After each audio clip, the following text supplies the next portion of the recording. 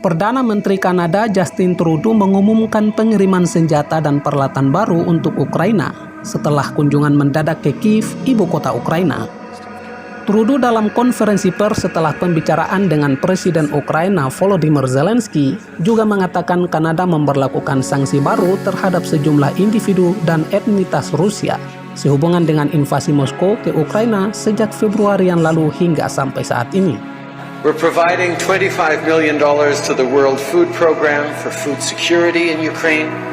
We'll be removing trade tariffs on all Ukrainian imports coming to Canada for the next year. And we're bringing forward new sanctions on 40 Russian individuals and 5 entities, oligarchs, close associates of the regime, the defense sector, all of them complicit in Putin's war. Sebelumnya, Trudeau mengunjungi kota Irpin di pinggir Kiev, titik fokus pertempuran sengit antara pasukan Ukraina dan Rusia sebelum Rusia mundur pada akhir Maret yang lalu. Ia mengatakan Kanada membuka kembali kedutaannya di ibu kota Ukraina. Trudeau juga mengatakan dunia akan melakukan segala kemungkinan untuk memastikan bahwa Putin kalah dalam perang di Ukraina. Berbicara di sela-sela kunjungan mendadak ke Ukraina untuk berbicara dengan Presiden Volodymyr Zelensky yang ia sebut sebagai teman, Trudeau mengatakan Putin membuat kesalahan besar. Thank you very much. It is so great to be here with you, President Zelensky, in your beautiful city, my friend. Vladimir, your inspiration, and as we recognize the service and the inspiration that so many of the members of the Ukrainian Armed Forces have stood up with, one cannot but recognize your extraordinary leadership that is inspiring Ukrainians, but inspiring people around the world about how one fights for what is right, fights for one's country, fights for one's future. Thank you for all your inspiration, my friend. I'm glad to be here today with our Deputy Prime Minister Chrystia Freeland and Foreign Affairs Minister Mélanie Joly to reaffirm Canada's unwavering support for Ukraine, for its people, for democracy. In Canada today, we also celebrate Mother's Day, so I want to express my admiration and respect for all the mothers of Ukraine, those who have lost their children in terrible conflict, but also those who step up on the front lines with the courage and ferocity that only mothers can give in fighting for a future for their kids. We began our day today with a visit to Irpin, where I witnessed firsthand the brutality of Russia's illegal war, of neighborhoods battered, homes destroyed, but I also witnessed the resilience of Ukrainians as people rebuild, as people stood, even outnumbered, 8-1, to defend not just their homes, but the entire city behind them of Kiev. It was a true inspiration to see people step up to defend their lives, defend their community, defend a bright future for themselves, for the families in the country they love. It is clear that Vladimir Putin is responsible for heinous war crimes. There must be accountability. Canada will support Ukraine as you seek justice for your people who Russia is killing and brutalizing. Since Russia's full-scale invasion 73 days ago, Canada and Canadians continue to stand by your side. Our countries are deeply connected. Canada has the second largest Ukrainian community in the world outside of Ukraine. We've also welcomed thousands of Ukrainians since the beginning of the war, and we will continue to do so.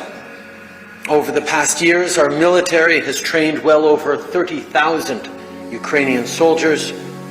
We will continue to do the work of being there for you with whatever we can, with whatever you need.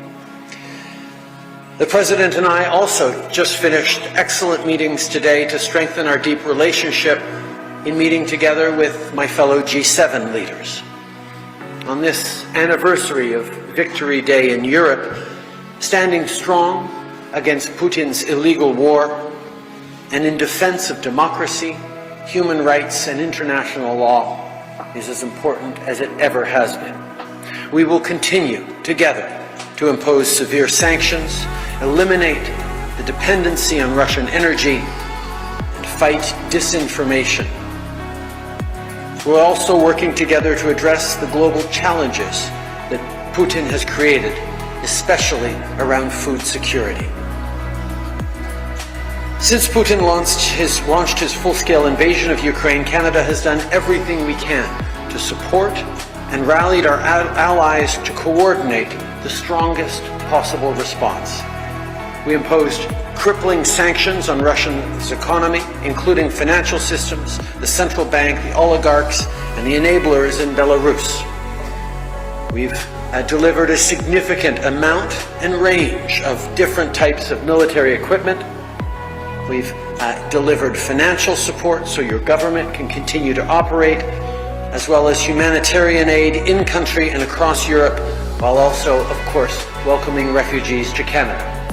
Well, today, I'm happy to be announcing more important sorts for Ukraine.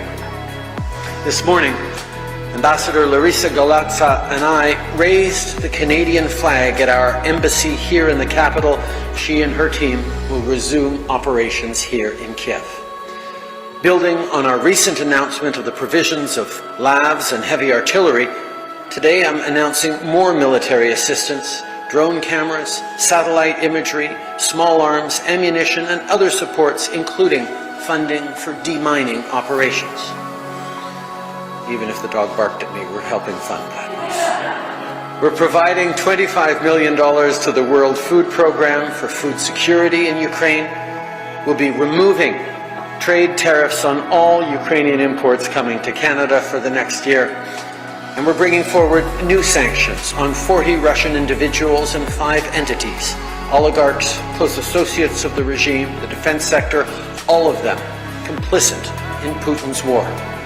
We're also announcing new funding to help support and protect women's organizations, human rights defenders, civil society, and more. Today, we send a resounding message to the world that Canada and our allies continue to stand shoulder to shoulder with Ukraine.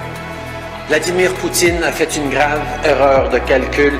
Il a sous-estimé la résilience incroyable du peuple ukrainien. Votre courage, Monsieur le Président, et le courage de votre peuple est une source d'inspiration pour toute la planète. We will continue to support you as you fight authoritarianism, as you defend your freedoms, your democracy, your way of life, as well as all of ours. We stand here in this beautiful capital city, rich in history, culture, and life, a city that stands proud and that will stand for years, decades, and centuries to come as a continued symbol against tyranny. Putin and his accomplices will fail. Ukraine will prevail. Slava Ukraini! Heroям slava!